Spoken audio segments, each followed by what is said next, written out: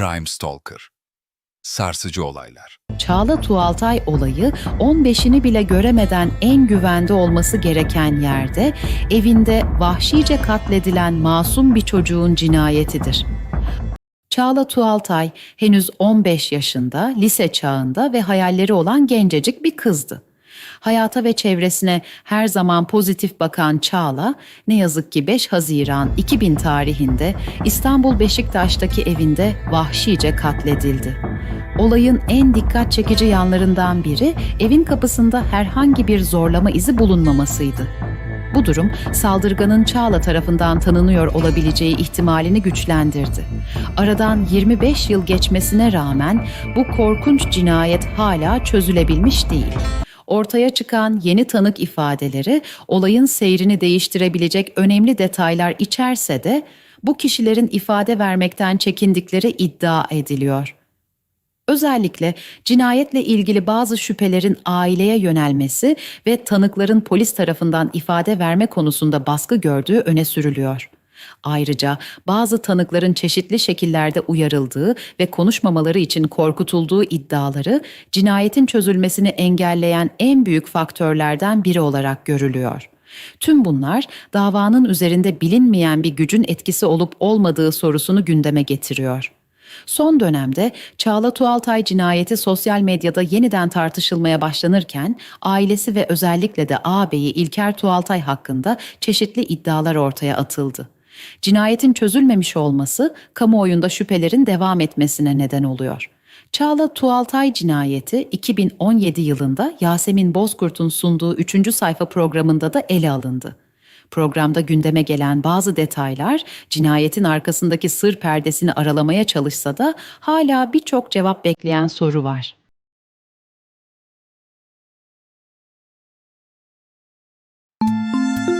Ben 17 yıldır cehennem hayatı yaşıyorum.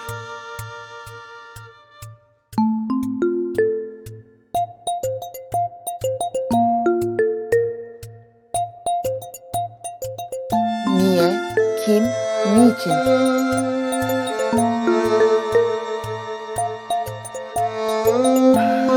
İçim tükeniyor.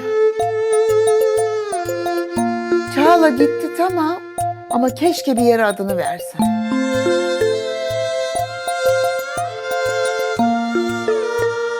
Bu programda yer alan gerçek ifadeler senaryolaştırılmış olup kimseyi itham etmek ya da zan altında bırakmak amacıyla kurgulanmamıştır.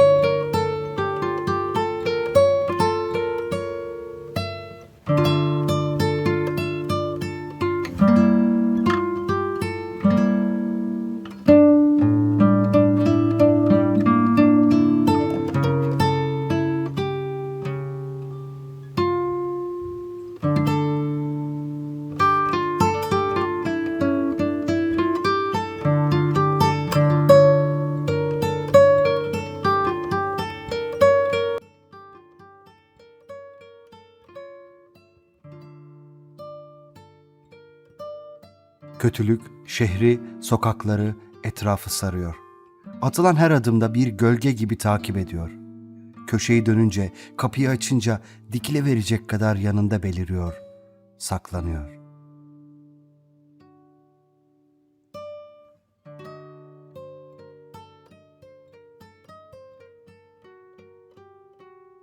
İyi akşamlar.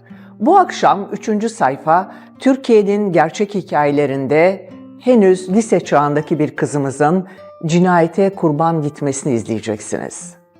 İnsanoğlunun vicdansızlığının sınırının olmadığını bir kez daha göreceksiniz. Biz yine de bir gün iyiliğin kazanacağını ve bu kadın cinayetlerinin ölümlerinin biteceğini düşünüyoruz. Bütün mücadelemiz bunun için.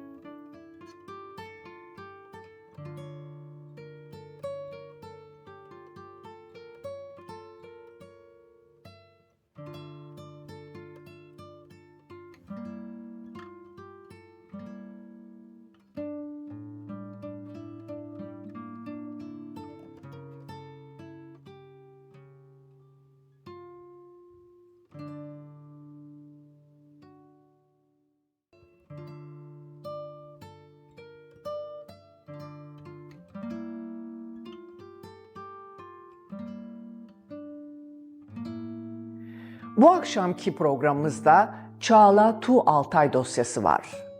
İstanbul Beşiktaş'taki evinde vahşice öldürülen genç kızımız. Öldüğünde henüz 15 yaşındaydı.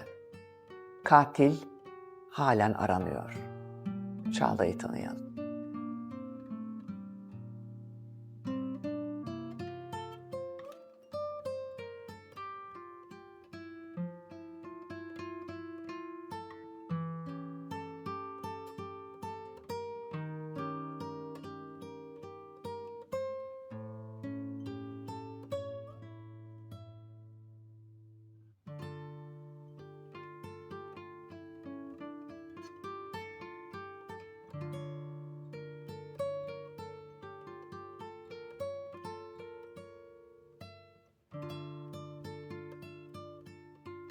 Çağla 25 Eylül 1985'te doğdu. Çok neşeli, şen bir çocuktu yani. Abisi var bir tane de İlker. Cıvıl cıvıl bir çocukluğu geçti. Zaten kahkahası bile öyle çıngıraklı kahkaha derler ya. Öyleydi, çok neşeliydi.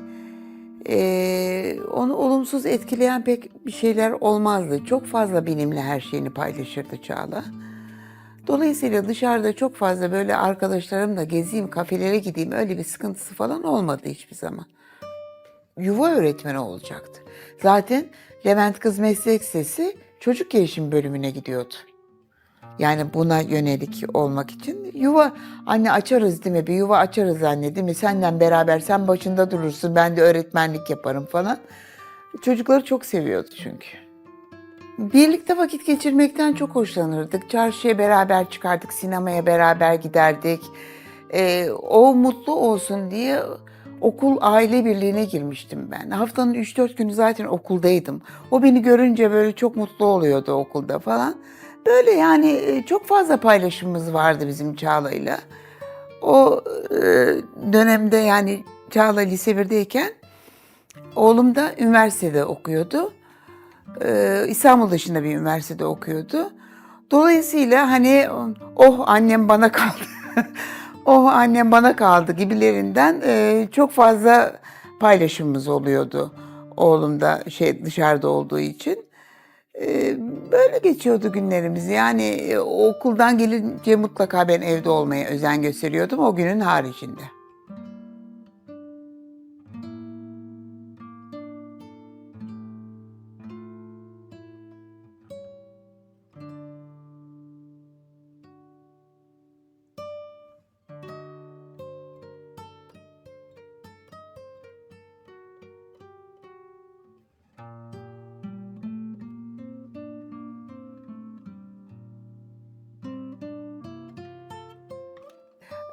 İlker üniversiteye hazırlanırken, tabii çok yoğun çalışıyor İlker.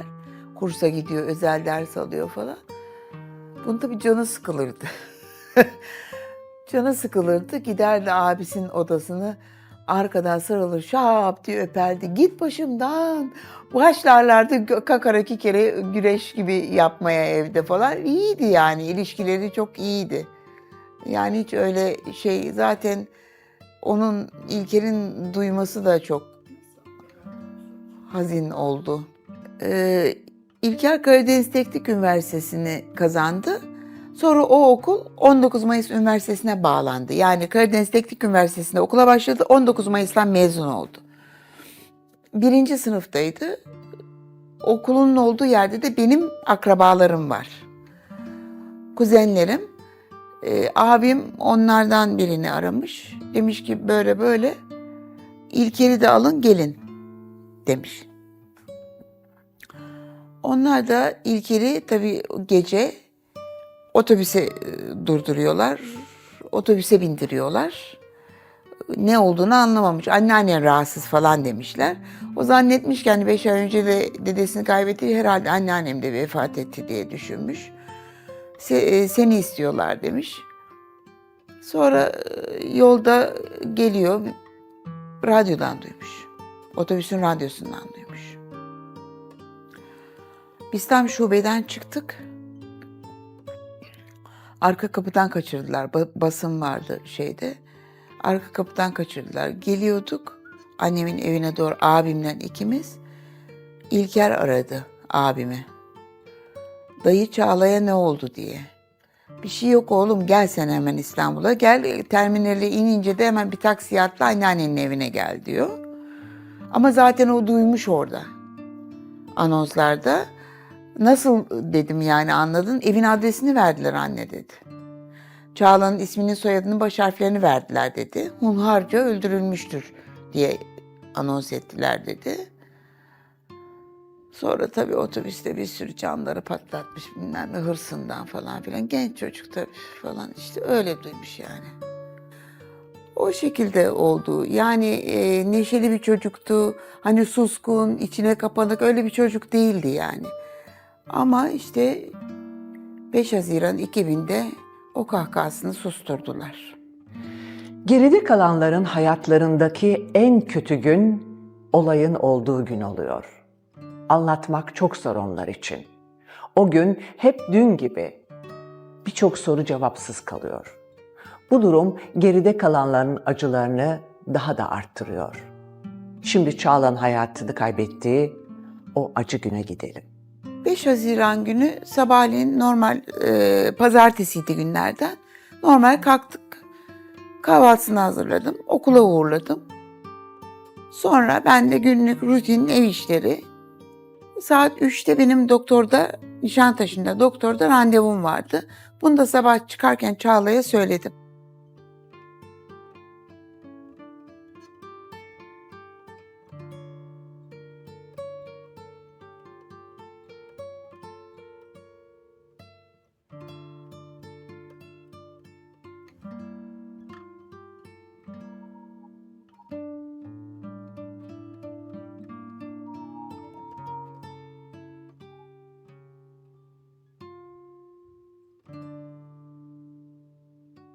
Dedim ki 3'te benim randevum var. Çağla 4'ü çeyrek geçe arası okuldan eve geliyor.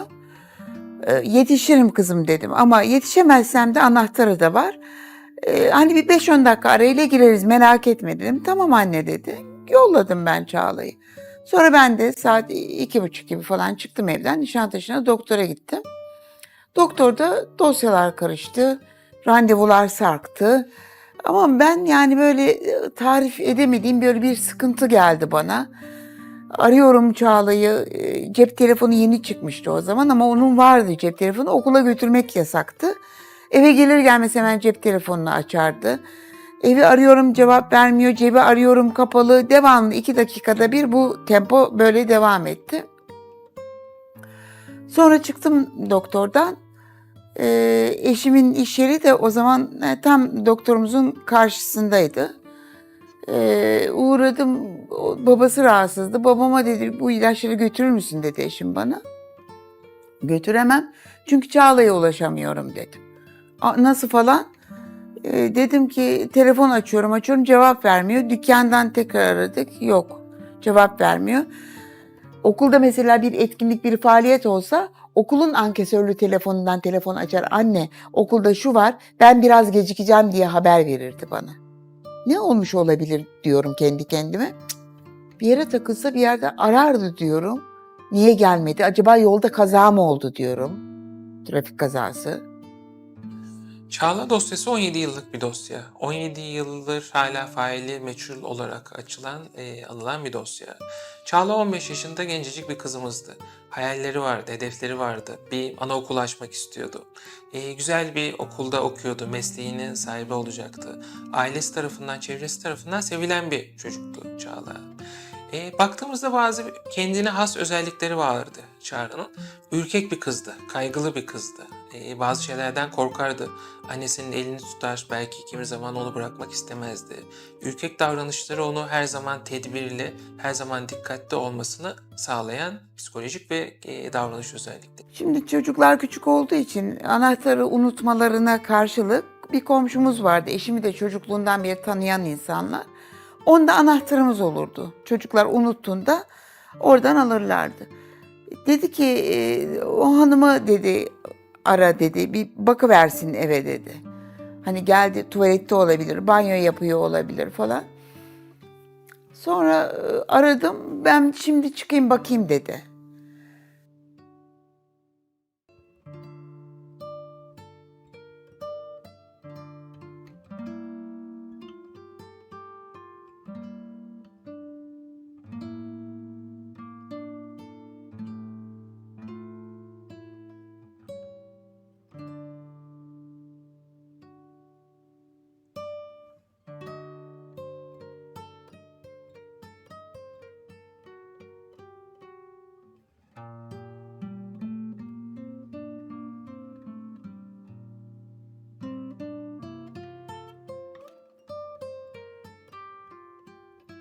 Çıktı. Sonra ben 5 dakika sonra aradığımda onu başka biri çıktı evden.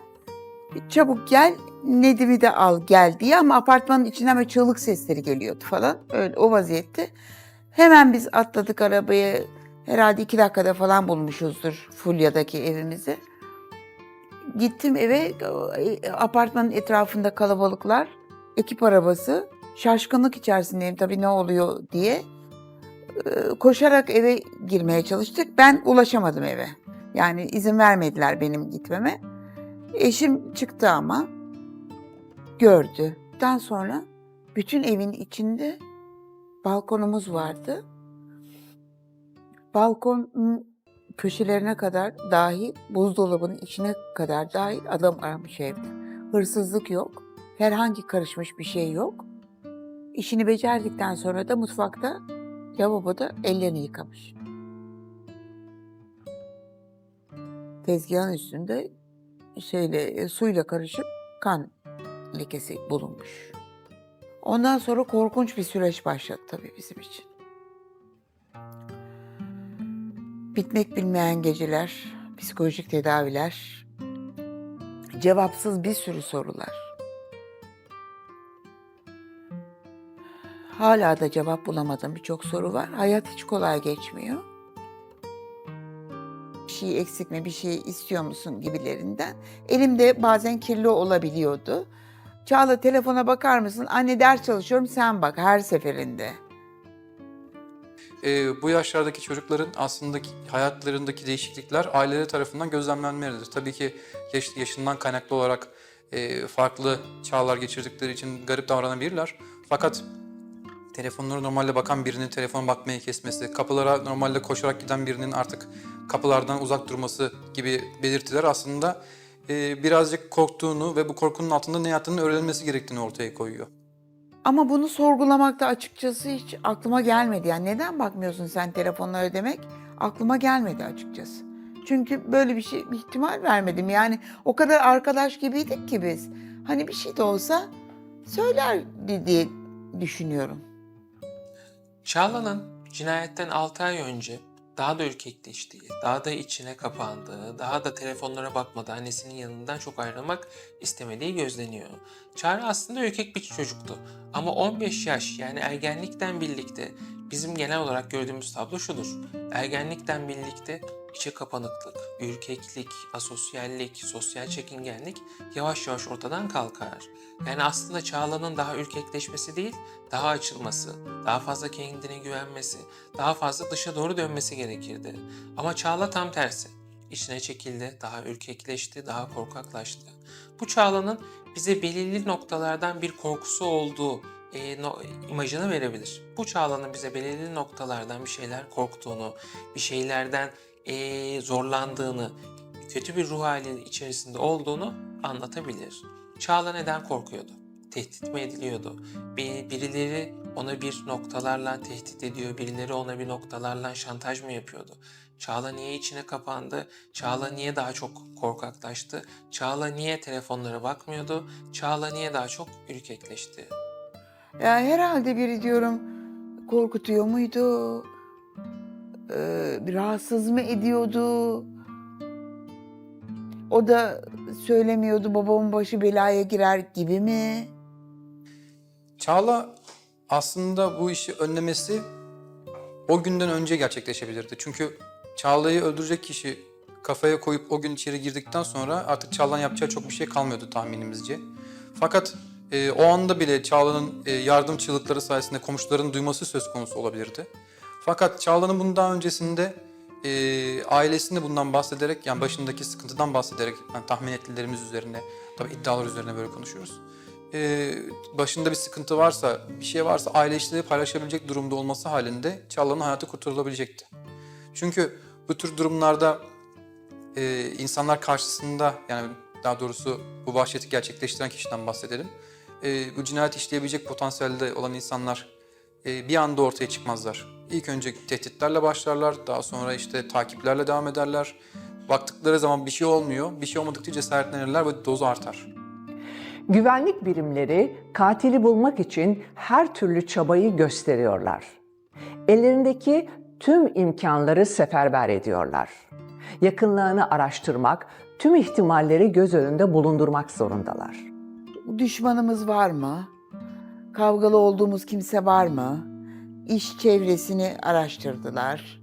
İşte benim kavgalı olduğum, takışık olduğum insanlar var mı?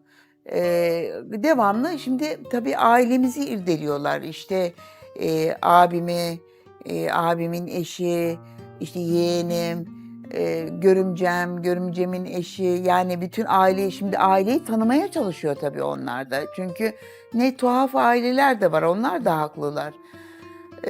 Tekrar sorgu, aynı şeyler, aynı şeyler, aynı şeyler. Artık defalarca eve gittiler, geldiler, evden şey getirdiler, bana bir tane bıçak getirdiler, bir tanesinin dibinde domates kalıntısı gibi bir şey kalmış herhalde. Bıçak bu muydu diye sordular. Bu sizin bıçağınız mı diye sordular. Hani evden mi kullanıldı? Orada bıçak seti var ama dedim, yani içinden aldınızsa benimdir dedim. Ondan sonra ne oldu dedim, bu mu alet dedim. Yok hayır dedi, bir kırmızılığa rastladık da o domates çıktı sonra. Alet yani şey de bulunamadı. Silah mı neyse işte o da bulunamadı. Yani bunu yaparken mesela hiçbir üstüne falan sıçramadı. O evden nasıl çıktı o apartmandan nasıl çıktı? Değil mi?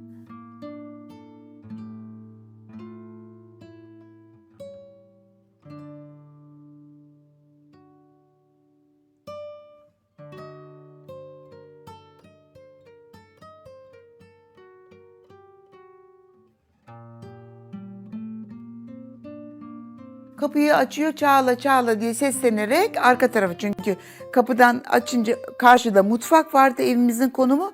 Sol tarafta salonumuz vardı. Bakıyor salonda yok. Arka tarafa yatak odalarına doğru gidiyor. Gidince oğlumun yatağının tam karşısında gardırobu vardı. Gömme gardırop. Aynaydı. Aynadan görüyor Çağla'yı. Hani bacakları açık o şekilde. Çağla bu ne biçim yatmak diyor. Bana söylenen bu. Ondan sonra olayı görünce çığlık atmaya başlıyor. O işte böyle çığlıklar olunca ve apartmanda anlaşılınca Çağla'nın böyle olduğunu, o bir komşumuzun oğlu aramış 155'i. Bana söyledikleri sonradan, hani koşarak apartmanda çığlık atarak hani yardım edin gibi falan herhalde bir şeyler söylemiş. Dişleri falan ağzından fırlamış, öyle söylüyorlar. Sonra beni gene onun evine aldılar. Yukarı ulaşamadım. Onun evine aldılar. Hani arada gidiyor geliyor falan, normal gibi gözüküyordu bana, ama beni daha çok paniğe sokmasın diye herhalde diye tahmin ediyorum. Ondan sonra bilmediğim bir nedenden dolayı bütün apartman benden ilişiğini kesti tamamen. Hiç aramadılar, sormadılar. İşte bir iki tanesi bile cenazeye geldi falan gibi oldu. Yani onlar da şokta olabilirler tabii ki. Hak veriyorum ama sonuç olarak da ne bileyim, bu bir insanlık görevidir değil mi?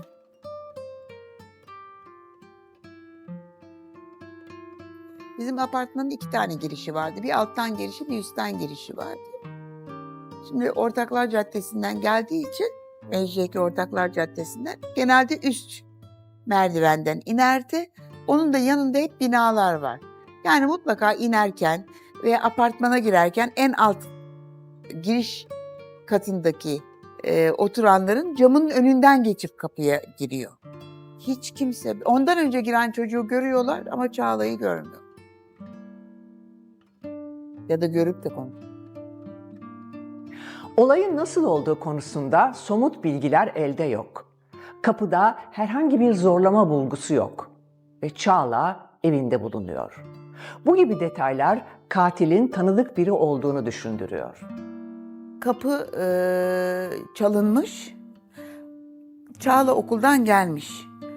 Üst kilidi açmış. Yani o ses duyulmuş apartmandan. Trak trak açıldığı duyulmuş. İçeri girmiş.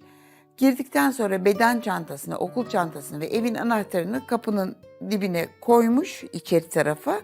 Üst üste koymuş onları, ayakkabılarını çıkartmış, içeri girmiş, kapıyı kapatmış. Arkadan biri gelmiş olmalı ve bu tanıdık olmalı ki Çağla kapıyı açtı. Çağla cinayetiyle ilgili önemli bazı unsurlar var. Birinci unsur, Çağla kişilik yapısı itibariyle dikkatli bir kızdı. Herkese kapıyı açmaz, herkesten konuşmaz, herkes evine davet etmezdi. Buradaki birinci ayrıntı şu, Çağla'nın katili eve nasıl girdi? Çünkü evde hiçbir iz yok, hiçbir yer zorlanmamış. Kapıda hiçbir zorlama izi yok, camlarda hiçbir iz yok. Demek ki Çağla'nın katilini Çağla içeri aldı. Acaba bu tanıdık biri miydi? Tanıdık biri değilse Çağla bu kişiye nasıl güvenmiş? Veya bir hata yapıp hiç bakmadan kapıyı nasıl açmıştı? Hiç Çağla hata yapıp kapıyı açacak bir kişilik özelliği sergilemiyordu. Çağla normalde kapının deliğinden bakmadan, dürbünden bakmadan kimseye kapıyı açmayan bir kişiyken kendisinin katledildiği gün önemli olan diğer bir detay aslında ortaya çıkıyor. Diğer detay da kapının zorlanmamış olması. Yani demek bu nasıl değerlendirilebilir? Çağla'nın güvendiği, tanıdığı biri olması ihtimali yüksek bu kapıyı açma olayında. Bunun için nasıl olabilir?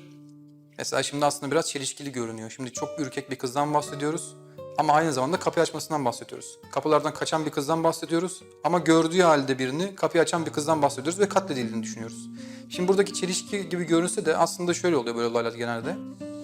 Mesela yine örnek vermek gerekirse, tabii ki bunlar sadece iddialar üzerine yürüttüğümüz bazı fikirler. Bir sevgili kapının önüne geldiği zaman işte zil çalıp zorluk çıkarmasından, komşulara rezil olmaktan korkan kızlar bu şekilde kapı açabiliyorlar. Ya da iş yerine gelip bir baskın yapıldığı zaman kadın normalde direnecekse de oradaki kimseler zarar görmesin veya rezil olmayayım mantığıyla direnmeden kendisini katiliyle çıkıp gidebiliyor. Bu açılardan bakıldığı zaman Çağla'nın da başına iki ihtimal geliyor. Ya böyle bir şeyden dolayı rezil olmamak için ortaya çıkmış ve gitmiş katiline kapı açmak zorunda kalmış. Başına bu kadar büyük bir olayın gelmeyeceğini düşünmüş. İkinci bir ihtimalle hiç kendisinin öldürüleceğini düşünmediği yakın tanıdığı biri kendisine karşı gelip böyle bir olayı gerçekleştirmiş. Kapıda parmak izi de yok. Hani tutup kapıyı içeri girersiniz falan. Kapıda yabancı bir parmak izi de yok. Ama işte o arka odada bir şeyler istediyse de ve Çağla buna karşı geldiyse diye tahmin ediyorum. Yani bir boğuşma izine rastlanılmış mı, rastlamamış mı onların değerlendirilmesi gerekiyor. Rastlanılmışsa yani yabancı, yani bir içeri giren kişiye karşı direndiği düşünülebilir. Rastlanılmadıysa kişiyi tanıdığı için daha yakın davranmış, belki başına böyle bir şey gelmeyeceğini düşünerek bir anda ölümü gerçekleşmiş olabilir. Bu açılardan değerlendirilmesi gerektiği kanısındayım. Şimdi Çağla ile beraber giren biri olmuş olsa kapıda itiş kakış olur, çantalar falan savrulur. Onlar muntazam duruyor fakat çok enteresan bir şey. Ayakkabıları mutfaktaki bulaşık makinesinin önünde çapraz bulundu. Ama kendisi oğlumun odasında şey yapmışlar. Katletmişler. O neden oradaydı? Hiçbir itişme kakışma yok, zorlama yok. Hani Çağla tanımadığı insanlara kapıyı açmaz. Dürbünden bakmadan kapıyı açmaz. Ben aşağıdan arıyor bile olsam onu, hani evde eksik şu mu bu mu diye, o zaman bile delikten bakmadan kim o demeden kapıyı açmaz. Dolayısıyla tanıdık biri olmuş olmalı ki oğlumun yatak odasına kadar gitmişler. Bir şey istedi diye tahmin ediyorum bizden. Yani bir kitap, ne bileyim bir dergi, bir şey yani öyle diye tahmin ediyorum. Çağla oğlumun yatağının üstüne yatırmış. Bacakları yataktan sarkıyormuş. Bedeni çapraz vaziyette yatağın üstünde. Bacakları açık, çamaşırı sıyrılmış, eteği kaldırılmış, gömleği de okul kıyafeti vardı. Gömleği de yarıya kadar açılmış vaziyette.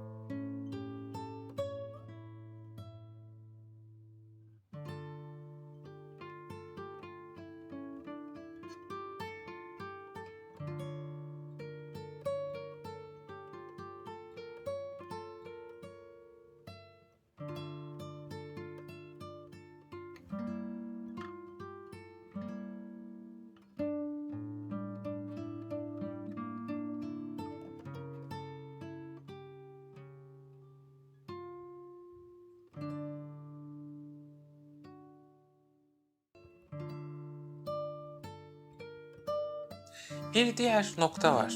Diğer nokta da şu. Çağla cinayetinden sonra Çağla'yı gördüklerinde Çağla evde abisinin yatağının üzerinde ve bu noktada çamaşırı çıkarılmış, bir tecavüz süsü verilmişti. Kişi gerçekten tecavüz etmeye mi çalıştı, yoksa bir şekilde olayı örtbas etmek için, kafaları karıştırmak için böyle bir şüphe mi uyandırmaya çalışmıştı? Çamaşırı çıkartılmış ama tecavüz yok. Şimdi burada da yine aklımıza birkaç tane ihtimal çıkabiliyor. Bunlardan bir tanesi gerçekten Çağla'ya karşı bir tecavüz olayını gerçekleştirmiş. Yani ona icra hareketleri başlanmış. Fakat bunun sonucu getiremediği için ya da dışarıdan başka bir etkenler, ses gelir, bir şey olur. Bununla ilgili kaçma gereği duyarak öldürüp kaçmış olabilir. Veya diğer bir ihtimalde bu katleden kişinin bu olayı gizlemek için, mesela kendisinden şüphelenmemesi için mesela bir kadın yapmıştır bunu. Fakat hani tecavüz süsü vererek olayı bir erkeğin üstüne yıkmaya çalışmıştır. Böyle bir durumun söz konusu olma ihtimali vardır. Tabii bunun da toplanacak delillerin önemi büyük. Bu konuda sadece fikir üretebiliriz. Ana aort damarı boyundaki kesilmiş. Delici ve kesici bir alet tarafından otopsi raporu böyle. Çağla'nın katiliyle ilgili ele alacağımız bazı hususlar var. Bu hususlardan bir tanesi Çağla'nın boğazını keserek katlediyor. Bu çok önemli bir husustur aslında. Bir insan bir insanın boğazını nasıl keser? Böyle nasıl böyle bir psikolojiye gelebilir? Burada çeşitli ayrıntılar ve çeşitli detaylar vardır. Birinci unsur şu. Bir insanın boğazını kesme noktasına geldiyse karşıdaki kişiyi artık insan olarak görmüyordur. Karşıdaki kişiyi insan olarak görmekten çıkmış, karşıdaki kişiyi bir nesne veya bir pozisyon olarak görüyordur. İkinci noktada bir kişinin boğazını kesmek, ona karşı yoğun bir öfke, ona karşı bir cezalandırma, ona karşı yoğun bir kinin belirtisidir aslında. Çağla cinayetinde bunlara dikkat edilmeli. Çağla'ya öfkeli olan, Çağla'ya kin besleyen, Çağla'ya düşmanca tavırlar içerisinde olan veya Çağla'yı cezalandırmak isteyen kişide böyle ruh halinde insanlar var mıydı? Tek bir bıçak darbesiyle polislerin söylemesine göre yani çırpınırken de olmuş olabilir dediler. Yani oraya gelmesi hani bir tesadüf de olabilir dediler. O ana aort damarına gelmesi. Ama tabii bilemiyorum. Evde bulunan yabancı bir parmak izi yok. Abisi üniversiteye gitmeden önce o odada yatıyordu. Kendi odası biraz daha küçüktü. Abisinin odası biraz daha büyüktü. Onun için mi orayı tercih ettiler? Orası mı kolayına geldi? Bilmiyorum yani. Abisinin odasında ansiklopediler falan vardı. Öyle bir şey mi? Bilmiyorum. Bundan büyük halı vardı. Odada o eşimin söylemesi burulmuş. İlker'in odasında. Abisinin odasında. Yani mücadele etmiş zavallı. Mücadele etmiş, bir şeyler yapmaya çalışmış. Ama düşünsenize biz koskoca insanlar bir buraya dayadığında ne hale geliriz yani. Onun da canı o kadar. Yani keşke bir şey fırlatsaydı cama falan, yani ne bileyim çığlık atsaydı imdat diye. 3 sefer ay sesi duyulmuş. Ama insan tırnağında parmağını keser gene ay der yani. O anda sadistçe duygularla belki cezalandırmak için belki başka unsurlarla karşıdaki kişinin boğazını kesiyor. Bu kişi zaten sosyopat biri. Bu kişi zaten antisosyal biri. Bu kişi o anda yakalanabileceğinden, çekebileceği cezalardan, olabileceklerden zaten çok fazla korkmuyor. Bunun için onları çok fazla düşündüğünü zannetmiyorum. Sonraki aşamalarda belirli unsurlar var. Hani dava dosyasında gördüğümüz, baktığımızda ortada çok fazla bir kanıt yok. Belki sonrasında bu olay gerçekleştikten sonra tekrar bir mantık süzgecine geçmiş olabilir. Ama o anda zaten insanlıktan çıkıyor. İşte işini becerdikten sonra eli kan oluyor herhalde. Mutfaktaki lavaboda ellerini yıkıyor.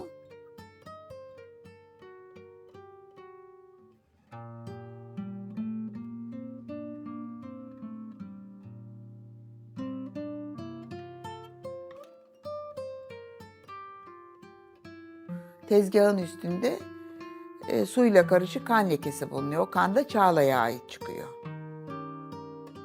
Soğukkanlılıkla ellerini yıkamış orada. Ama eldiven var mıydı? Yok muydu? Yoktu herhalde. Çünkü bataryada çizik parmak izi bulundu. Yani mutfaktaki şeyde. Evet, orada parmak izi bu şekilde olmalıymış. Böyle kaydırınca parmak izini sağlıklı alamıyorlar. İlker'le Çağla'nın odasının arasındaydı banyo. Ama o mutfakta yıkamayı tercih etmiş. Çünkü girerken gördü mutfak karşıda. 5 Haziran günü saat 4.30-5 civarlarında hemen binamızın arkasında okul var. Okulların dağılma saati, herkeslerin balkonlarda olma ama herkes ölüm sessizliğine büründü. Hiç kimse, ne Çağla'nın geldiğini gören var, ne apartmandan birinin çıktığını, ama apartman sakin olsun, bakkal olsun, kasap olsun, ne bileyim, hiç kimse bir şey konuşmuyor. Çok da iyiydi ilişkilerim, yani apartmanla ilişkilerim, kahvelerimiz, çaylarımız, gayet iyiydi ilişkilerimiz. Hiç bilmiyorum ne olduğunu. Birdenbire ellerini ayaklarını çektiler. Ben tekrardan ifadelerin alınmasını istedim. Ona kızmışlar. Yani eşimin üstüne yürümeye kalkmışlar, bir şeyler yani. Herkes bir 10 dakika benim yerime koyacak kendini. Olayın üzerinden 17 sene geçti, 17 uzun yıl. Aile hiçbir zaman bunun peşini bırakmadı. Aile hala Çağla'nın katilini bulmak istiyor. Ciğerlerindeki o acıyı, ciğerlerindeki o ateşi bir olsun da söndürmek istiyorlar. Şunu unutmamak gerekir, gerçek her zaman ortaya çıkar. Hayvanlara bir düşkünlüğü vardı. Köpek istiyordu falan önceleri. Ve tabii ben karşı çıktım, evde köpek çok zor. Muhabbet kuşuna razı geldi Çağla. Çağla bakımını yapıyordu onun. Onun kuşuydu, salardı, omzuna konardı, elma yerdi, çiğnerdi. Böyle yapardı. O ağzından.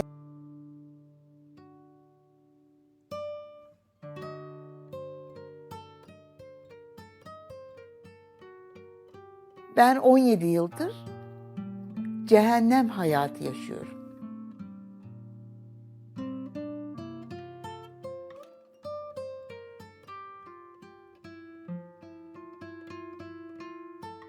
Niye, kim, niçin?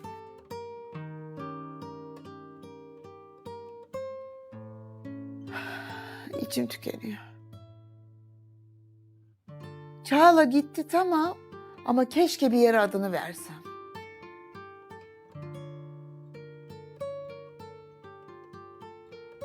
Bir ailenin hayatta alabileceği en acı haberi alıyorlar.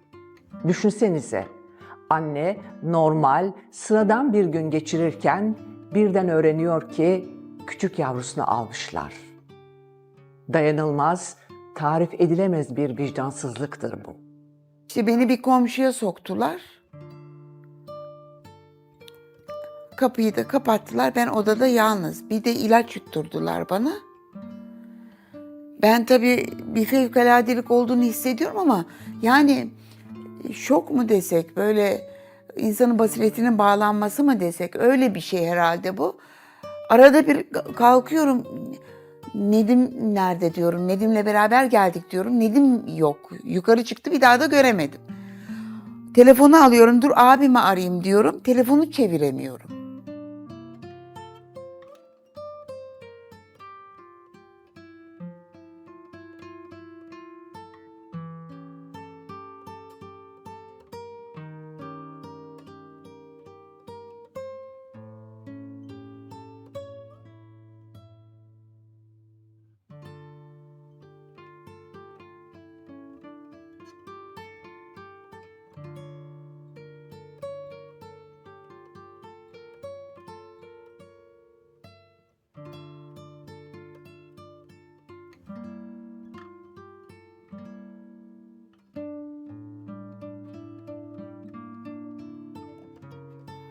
Orada oturdum ben.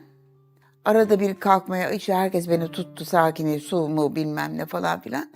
Sonra neden sonra dedim ki herhalde tecavüz ettiler Çağla'ya diye düşünüyorum. Polisler geldi bulunduğum yere.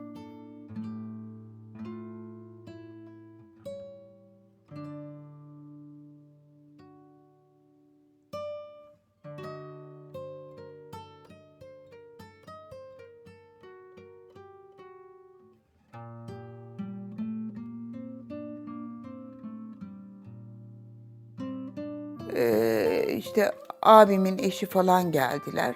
Çok yakın arkadaşlarım vardı. Onlar herkes doluştu. Ben bunlar nereden çıktı böyle diyorum. Niye geldiler bunlar falan. Yani şu mantık yürütemiyorsunuz. Sonra polisler geldi. Dedi ki hadi abla gidelim dedi. Ben de kalktım. Hani ne oldu? Bir anlatın, Çağla nerede? İşte o arada Çağla'yı çıkartmışlar. Ben oradayken Çağla'yı çıkartmışlar. Ondan sonra tabii bu arada aslında yapmaları gereken karakol polislerine haber vermişler apartmandan. Karakol polisleri gelince kapıyı öldüğünü tespit edince kapıyı kilitlemeleri lazımmış. Baba bile gelse sokmamaları lazımmış. Ama herkes bizim evin içindeymiş. Dolayısıyla izlerde dağılma oldu tabii. O koridorlarda yüründü, edildi, gidildi, gelindi. Sonra biz şubeye gittik. Ben merdivenlerden çıktığım zaman tam karşıdaki odada eşimi gördüm.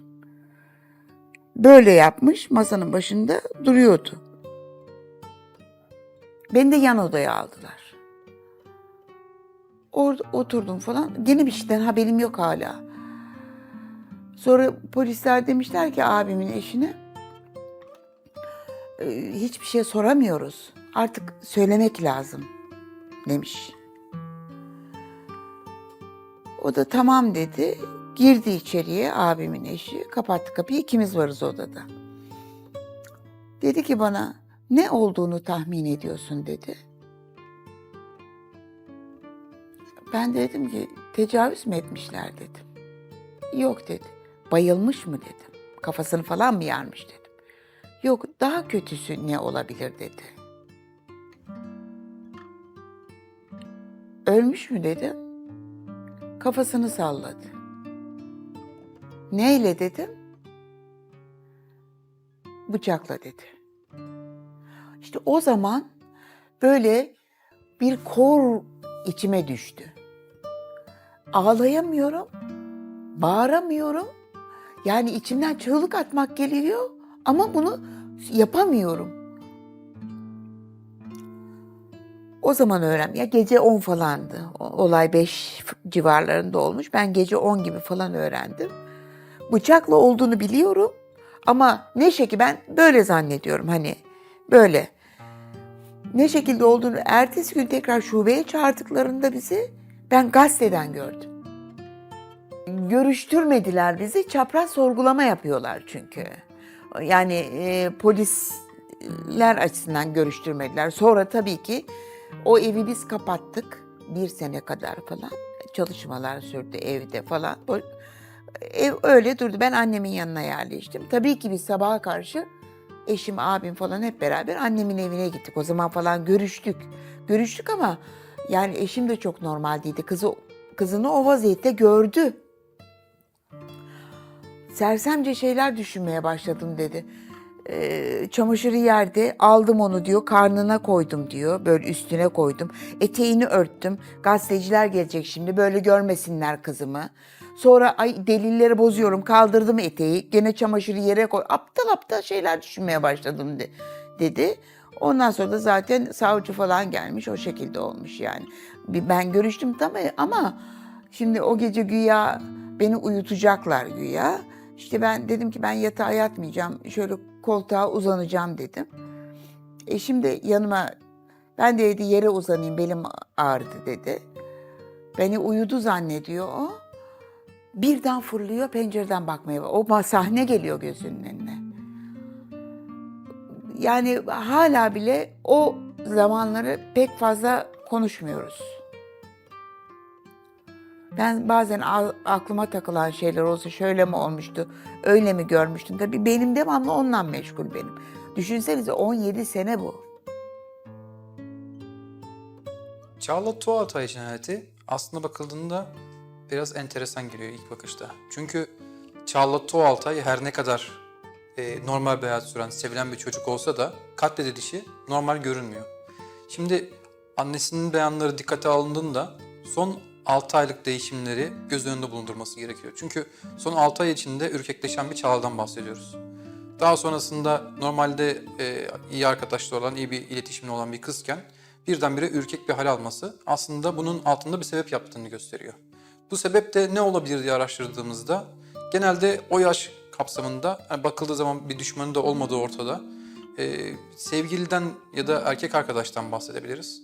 Ya da benzeri başka bir şey olmasından bahsedebiliriz. Ya da okuldaki kız arkadaşlarıyla arasındaki başka bir ilişkiden dolayı bir sıkıntı oldu ama bunlar genelde bu kadar büyük olaylarla sonuçlanmazlar. Fakat bakıldığı zaman en fazla bana göre ağır basan bir sevgili ya da erkek arkadaş diyebileceğimiz bir cinayet olabilir gibi geliyor ilk bakışta. Bir erkek arkadaşı vardı evet ama çok yani zaten 15 yaşında ne olacak? İşte Mecidiyeköy'de buluşup eve kadar getiriyordu çocuk falan. O kadar. Yazlıktan bir arkadaşıydı. Tabii görüşüyordu. O da sorgulandı. Onun da alındı bütün DNA'ları falan. Yok o 15 yaşındaysa o da 17 yaşında yani. Fakat enteresan bir şey son 6 aydır Çağla evin telefonlarına bakmıyordu. Bunu sonra bağdaştırıyorum tabii. Onu da nereden biliyorum? Şimdi akşamüstü saati mutlaka eşim arardı. Bir yerde falan o kadar yani. Sonra bu olayı gören bir tek muhabbet kuşumuz vardı. Bu olaydan 2 gün sonra muhabbet kuşu intihar etti. Şimdi tabii ekipler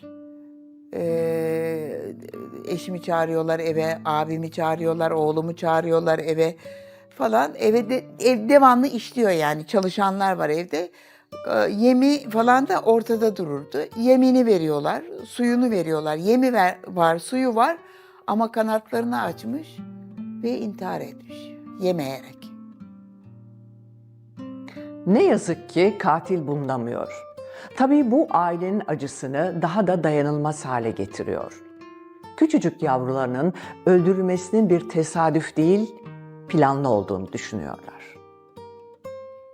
İşte o anahtarımızın olduğu komşuya sabahleyin kahveye çağırdı beni. Kahveye indim. Kahveye indim. İşte 1 civarı falan yukarı çıktım. Oradayken dedim ki ben bugün öğlenden sonra ben de doktora gideceğim falan. Hani günlük konuşmalar yaparsınız ya ona söylemiştim. Tek bir de eşim biliyordu. Çağla biliyordu o kadar. Çağla'nın annesi normalde bütün gününü evde geçiren bir ev kadınıyken nadiren gittiği doktor randevusuyla bu olayın denk gelmiş olması. Bu da aslında diğer ihtimallerde hani %50 değerlendirirken biraz daha tanıdık ve yakından takip edilen bir kişinin bu olayı gerçekleştirdiğini düşündürüyor. Çünkü Çağla'nın annesinin evde olduğu bir gün seçilmiyor. Annesinin evden çıktığı bir gün takip ediliyor ve Çağla'nın evine giriliyor. Bunun yani tesadüfse çok büyük bir tesadüf ama tesadüf olmayıp takip edilme ihtimali çok daha yüksek geliyor bakıldığı zaman. Bu da yoldan geçen herhangi birinin bu olayı gerçekleştirmek yerine aileyi tanıyan veya kızı tanıyan birinin bu olayı gerçekleştirdiği şüphesini yükseltiyor. Yani böyle bir ekstra bir şey çıkmazsa mutlaka Çağla'yı karşılamak, sabah gönderip akşamüstü karşılamak. Zaten haftanın 3 günü okuldaydım ben.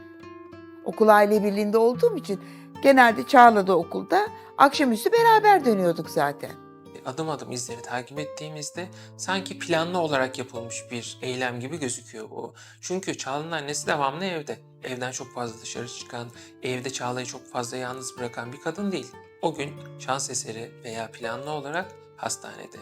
İkinci unsur, Çağla herkesi kapıyı açan, Çağla herkesten konuşan bir insan değil.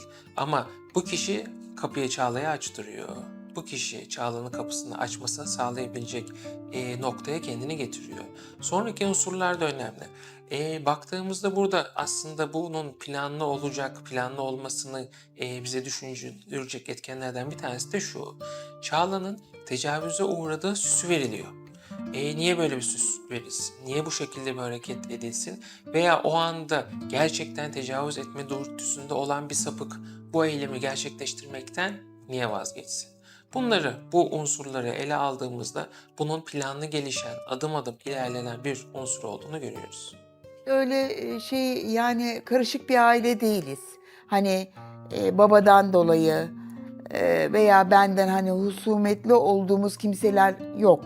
Öyle bir durumumuz yok. Dolayısıyla şimdi Çağla hani fena bir kız değildi güzellik açısından diyorum. Bence hani Çağla'ya göz koyan biri ama Çağla'nın ona cevap vermediği biri tarafından olmuş olabilir diye tahmin ediyorum. Bu da uzaktan değil, etrafımızdan biri diye tahmin ediyorum. Çağla'nın konuşmamasını da babasının başı belaya girmesin diye olduğunu tahmin ediyorum. Arkadaşları o gece hep toplatıldı evinden. Okulun müdürü geldi. Okul aile birliği başkanı geldi. Şubeye hepsi. Hepsi çok normal olduğunu söylüyorlar. O gün normal, içine kapanık bir durum yok. Rehberlik hocası geldi. İçine kapanık bir durum yok. Hiçbir fevkaladelik yok. Umut dolu, gencecik bir kızı öldüren vicdansız yüzünden tüm ailenin yaşamı darmadağın oluyor. Çağla'nın eksikliğini hissederek yaşıyorlar hayatlarının geri kalanını. Çağla kısacık hayatında onlara çok güzel anılar bırakmış. Böyle özel günlere çok önem verirdi. Yani hep böyle sürprizler olsun, güzel şeyler paylaşalım falan çok önem verirdi. Böyle hep doğum günü geleceği zaman işte ben hani arkadaşlarına haber veririm, ev hazır. Böyle bir heyecanlı, bir kıpır kıpır falan filan. Ay 25 Eylül geldiği zaman ben böyle bir içim tükeniyor. 25 Eylül 1, 5 Haziran 2. 5'inde vefat etti, 7'sinde gömüldü.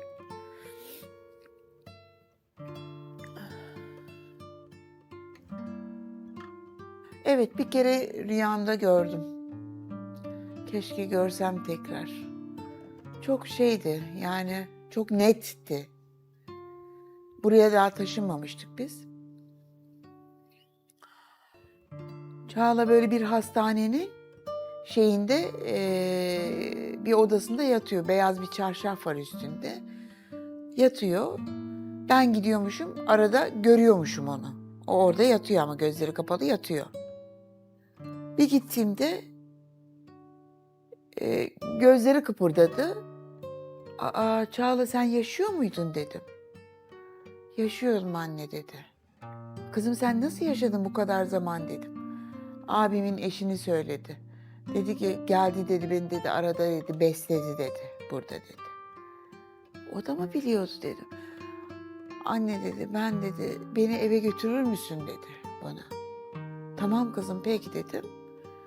O çarşafla beraber kucağımda aldım. Ambulansa koydum rüyamda. Eve getirdim. İçeri sokarken dedi ki anne dedi senin yatağında yatalım dedi. Ama kızım şimdi baban gelir kapıyı açma. Babam kendi anahtarından açar anne dedi. Biz girdik yatağa beraber. Ondan yatıyorken kapı açıldı. Kapı açıldığı zaman aynı anda da evin telefonu çalmaya başladı. Polisler, o zamanki bakan polisler Nedim'e dediler ki rüyamda neden Çağla'yı aldın? Sen dedi Nedim de Çağla yaşıyormuş. Neden söylemedin dedi. Onun daha zamanı var dedi. Çağla da bu arada dedi ki anne dedi ben çok yorgunum dedi. Öyle uyandım. Ondan sonra da bir daha görmedim. şey yapmak istedim ben mesela. Hani bir çocuk yuvasına ya da ilköğretim okulunda çocuk yuva bölümünde bir sınıfa adının verilmesini istedim mesela. Ama bunu başaramadım. Ya da çocuklarla ilgili ya da bir parka başaramadım. Hani ismi yaşasın hiç olmazsa diye düşündüm. Başaramadım bunu. Yani çok fazla vakit geçiriyorduk biz çocuklarımla. Keşke daha fazla geçirseydim. Keşke hep onlarla ilgili bir program. Ama yaşıyorsunuz bir taraftan da bir aileniz var, etrafınız var, yapmak zorunda olduğunuz şeyler var. Ama içim yanarak keşke diyebileceğim hiçbir şey yok. Şu var işte demince dediğim gibi, hani Çağla gitti tamam ama keşke bir yere adını versem. Adı yaşasa hiç olmazsa. Ne bileyim bir yuva olur, bir ilköğretimde bir sınıf olur, bir park olur. Yani yuva öğretmeni olmak istediği için çocuklarla ilgili, onun şeyiyle ilgili bir hastane odasına adının verilmesi hani çok da Çağla'yı ilişkili bir durum değil. Çocuklarla ilgili bir şeyde adını görebilirsem işte o zaman belki birazcık yüreğime su serpecek. Geride kalanların aklında sorular kalıyor hep. Neden, kim diye soruyorlar. Bu soruların cevabını bulmak biraz olsun acılarını hafifletecek. Ama ne yazık ki 17 yıl geçmesine rağmen katil halen aramızda. Bu olayın üzerinden 17 yıl geçmiş olsa bile tabii ki bazı durumlarda zaman aşımı veya dava zaman aşımı süreleri söz konusu olabiliyor. Fakat bu tür cinayetlerde ailelerin zaman aşımı süreleri de çok uzun olduğu için ailelerin umudu da hiç tükenmiyor. Çünkü gerçekten çok büyük bir acı. Hedefler olan çok sevdiğiniz küçük kızınızı biri öldürüyor ve kimin öldürdüğü bulunamıyor. Bununla ilgili insanlar tabii ki umudunu sürdürmeliler. Çünkü gelişen teknolojiler veya evde alınan bir tane delil, mesela bir tane ufak bir delilden bahsetmiştik, bir kan damlasından bahsedilmişti fakat kime ait olduğu bulunamamıştı. Şimdi ilerleyen aşamalarda bu kişinin başka bir suç işleyip o kanların uyuşması durumu söz konusu olması halinde veya başka bir olayla ilgili yakalandığı takdirde bununla ilgili de itirafta bulunması ya birçok gelişen teknik takip olasılıklarıyla bunların ortaya çıkma ihtimali tabii çok zaman geçtiği için yok denemez ama çok da %100 ortaya çıkacak bir şey diyemeyiz. Ama sonuç olarak kimsenin ümidini yitirmemesi gerekiyor. Çünkü biz bugüne kadar çok böyle olaylar gördük. İşte 10 sene sonra, 7 sene sonra hatta vicdan azabından bile tekrar ortaya çıkıp olayı itiraf eden insanlarla karşılaştığımız söz konusu oldu. Çağla Tuğaltay. Hayatını kaybettiğinde henüz 15 yaşındaydı. Bugün yaşasa 32 yaşında olacaktı. Belki bir yuva kurmuş, çocuklarına annelik yapıyor olacaktı. Vicdansız katil hepsini elinden aldı. Böyle bir şeyi yaptı diyelim. Kazayla veya isteyerek. Bari çık da mertçe ben yaptım de. Beni de bu azaptan kurtar. Niye, kim, niçin sorularından kurtar. Onun belki şimdi çocuğu vardır yapanın. Belki yeğeni vardır, belki kuzeni vardır. Onların başına gelse de aynısını mı yapacaklar? Aynı şeyleri mi yaşasın ister? Ben 17 yıldır cehennem hayatı yaşıyorum. Hiç olmazsa mertçe çıksın da ben yaptım, oldu bir kaza diyebilecek yüreklilik olsa keşke.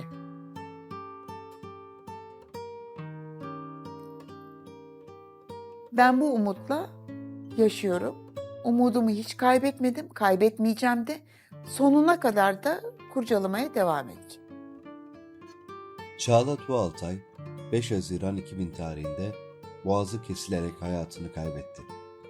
Çağla'nın katili hala aranmaya devam etmektedir. 2017 yılında Yasemin Bozkurt'un 3. sayfa programını izledik ve Çağla, Tuğaltay cinayetinin detaylarını yeniden gözler önüne serdik. Ancak aradan geçen 25 yıla rağmen bu korkunç cinayet hala çözülememiş durumda. Aile içindeki çelişkili durumlar ve üzerinde hala çok sayıda soru işareti bulunan bu dava çözülmeyi bekliyor. Sizce bu cinayetin arkasında kimler olabilir? Düşüncelerinizi yorumlarda paylaşabilirsiniz. Gerçek suç hikayeleri ve çözülememiş davalar için kanalıma abone olmayı unutmayın. Bir sonraki videoda görüşmek üzere.